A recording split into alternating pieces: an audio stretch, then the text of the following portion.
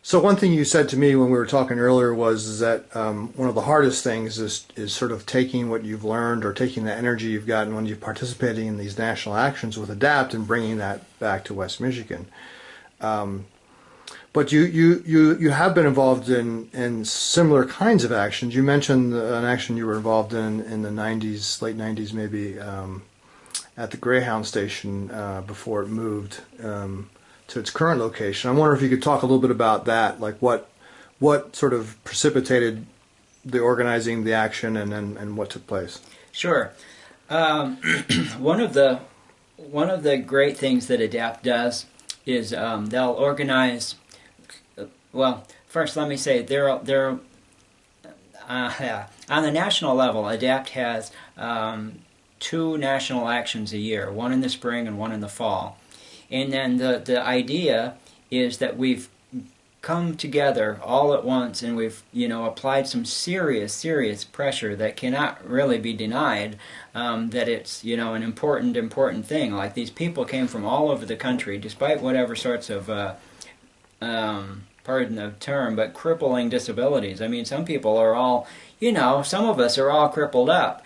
I mean, and it's difficult to get on a plane, and to take all of your stuff all the way across the country and then stay in a place that doesn't, that you're not, isn't equipped for you and everything.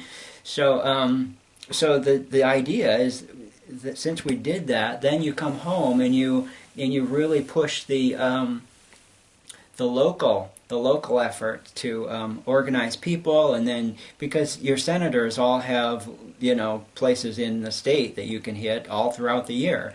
So then if you're after them there all year or whatever, and then you come back to DC again, I mean, it really adds up, or it would add up. So right, I didn't feel very confident in having accomplished that very well as when I was newer in ADAPT. But one of the great things that ADAPT does to kind of foster that sort of local activity is we'll have occasionally something organized, like online or by email or something, or through what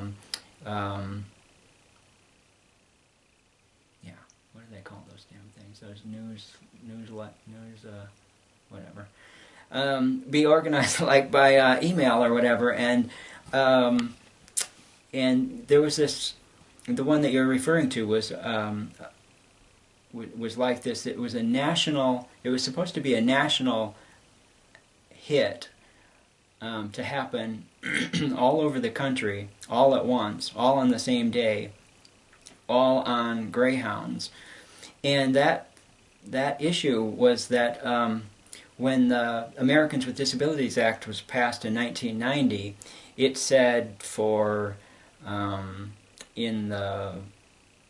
ADA basically says if you provide a service to the public, that you have to provide it to all the public, and that includes transportation. So lifts needed to have buses on them, and Greyhound was really pushing or resisting this. So we did what we could on the federal level and through letter writing, and it seemed to be making some progress, and they had agreed to do this or that or whatever, but then had missed their deadline that they had agreed to, or that they'd even set, and so it seemed that they needed some more pressure or whatever. So groups all over the country kind of mysteriously all showed up at their local Greyhound stations, and and we blocked the driveways of the Greyhound stations so that the buses couldn't get out, because they were as you said, Jeff, it was like late 90s, and that was quite a while ago, so I'm not real clear on the specifics, but whatever we were after, I don't believe that we got immediately. But what they have done now is they've opened up a line where you can, where if you need to take a Greyhound, you are guaranteed access, but you have to call 48 hours in advance to let them know that you're going to be on the bus or that you're going to need the ride, because they don't have, they've outfitted some of their buses with lifts, but not all of them. Mm.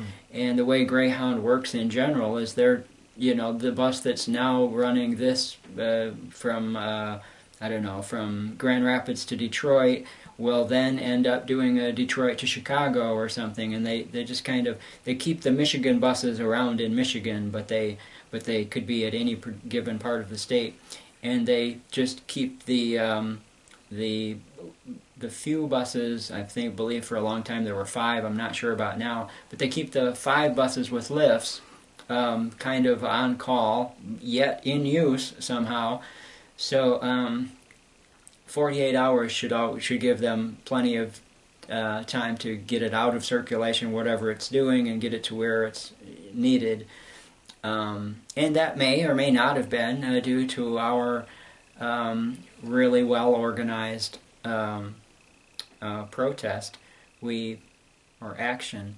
It was locally here in Grand Rapids, like you said. It was before they moved it, so it was over on Welty.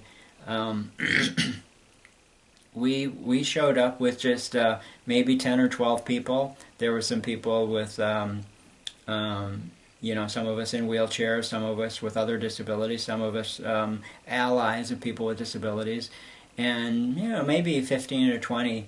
But we'd made signs, and it was kind of like bring public shame on the organization is a large part of it. I don't know personally if we actually blocked any buses, because I don't remember getting arrested, so we may not have. But yeah, we were causing enough of a fuss that the Greyhound manager came out and he was like, "But we've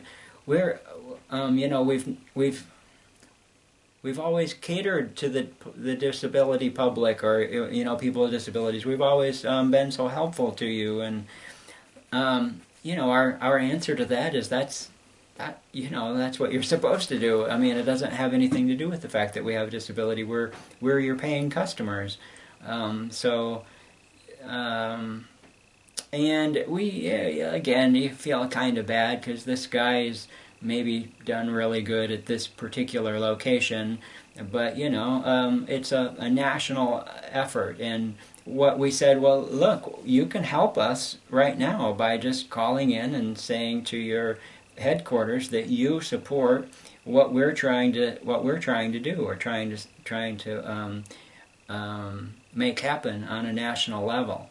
I mean, maybe you do and maybe you don't already accommodate us as you should be, but there are people in other parts of the country that are not being, and that's because your headquarters, has not made it a national priority to be as courteous, if you will, as you are. Mm-hmm.